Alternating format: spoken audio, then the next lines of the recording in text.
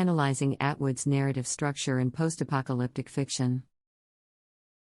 Analyzing Atwood's narrative structure in post-apocalyptic fiction. Post-apocalyptic fiction serves as a mirror reflecting our anxieties about the fragility of human civilization and the potential consequences of our actions. In this genre, Margaret Atwood has emerged as a luminary, crafting narratives that transcend the boundaries of conventional storytelling. Atwood's narrative structure is a hallmark of her storytelling prowess. This structure not only captivates readers but also enhances the thematic exploration of her works. One of the standout features of Atwood's narrative structure is her adept use of multiple perspectives. In The Handmaid's Tale, the story unfolds through the eyes of Offred, a handmaid living in the dystopian theocracy of Gilead. The first-person perspective draws readers into Offred's personal experiences, fears, and hopes, immersing them in the bleak reality of her world. Atwood's choice of the first-person perspective allows readers to intimately connect with Offred's emotions, making the story's events all the more poignant. Simultaneously, Atwood introduces fragmented recollections of Offred's past, creating a dual timeline narrative. This technique not only provides insight into Offred's life before Gilead but also mirrors the fragmented nature of her current existence. The alternating timelines highlight the stark contrast between her past freedom and her present subjugation, underscoring the theme of loss and resilience. Atwood masterfully intertwines these perspectives, making the reader both a witness and a participant in Offred's journey. Likewise, in Oryx and Crake, Atwood employs a dual narrative structure, albeit with a different twist. The story oscillates between the perspectives of Snowman, a lone survivor in a world devastated by a bioengineered catastrophe, and flashbacks to his past life as Jimmy. This dual narrative paints a more comprehensive picture of the events leading up to the apocalypse and offers insight into the complex relationship between science, ethics, and human ambition. Atwood's use of multiple perspectives extends beyond individual characters. She also incorporates different narrative forms. In The Handmaid's Tale, historical notes and speeches from academic conferences are interspersed throughout Offred's narrative. These excerpts provide an outsider's perspective on the events of Gilead, giving the reader a broader understanding of the world's socio-political transformation. This technique serves as a reminder that even within a dystopia, history is subject to interpretation and manipulation. The incorporation of different narrative forms is even more pronounced in Oryx and Crake. Snippets of advertisements, corporate slogans, and scientific explanations create a vivid backdrop against which the characters' lives unfold. These elements illustrate the fusion of consumerism, unchecked technological advancement, and environmental degradation that led to the apocalypse. Atwood's strategic use of these forms immerses the reader in the world's cultural and societal nuances, allowing for a deeper engagement with the narrative's underlying themes. In addition to multiple perspectives, Atwood employs nonlinear timelines to enrich her narrative structure. This is evident in The Year of the Flood, a companion novel to Oryx and Crake.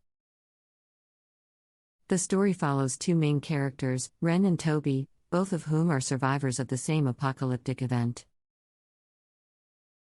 Through their alternating perspectives, the reader gains insight into their individual struggles and the intricate web of connections between characters. The nonlinear timeline is not simply a stylistic choice, it mirrors the fractured nature of the post-apocalyptic world. As the characters reminisce about their pasts, Atwood reveals the sequence of events leading up to the cataclysm. This structure encourages readers to piece together the puzzle of the narrative, much like the characters themselves are doing.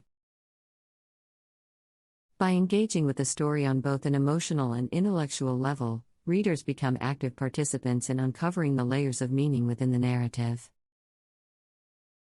Furthermore, Atwood's narrative structure is closely intertwined with her exploration of themes.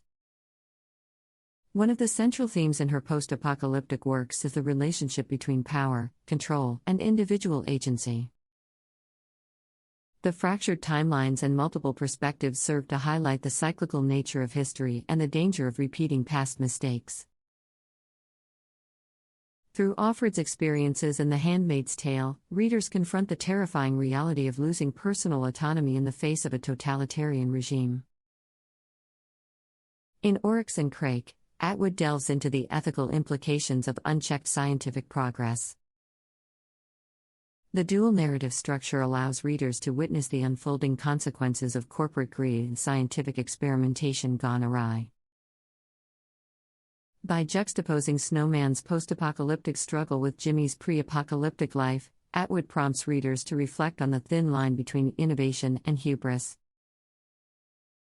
Atwood's mastery of narrative structure is not only a creative choice but also a reflection of the human experience itself. The post-apocalyptic genre often resonates with readers because it taps into our innate fears and hopes, exploring what it means to be human when faced with extreme circumstances.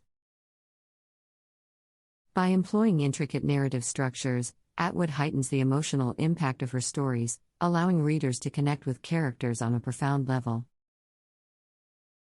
The use of multiple perspectives fosters empathy by presenting a diverse range of experiences.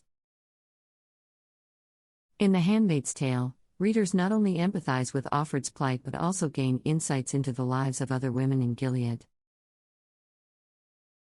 This multifaceted view emphasizes the universal struggles these characters face while also acknowledging the distinctiveness of their individual journeys.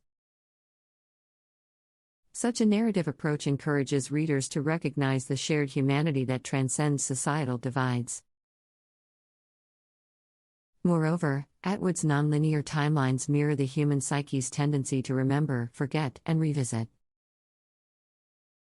In The Year of the Flood, the characters' memories are triggered by sensory experiences, leading to moments of reflection. This structure echoes the way our minds work, often leaping between past and present based on sensory cues. By capturing this natural ebb and flow of memory, Atwood invites readers to reflect on the fragility of human memory and the stories we tell ourselves. Atwood's incorporation of different narrative forms also invites readers to contemplate the malleability of truth and reality.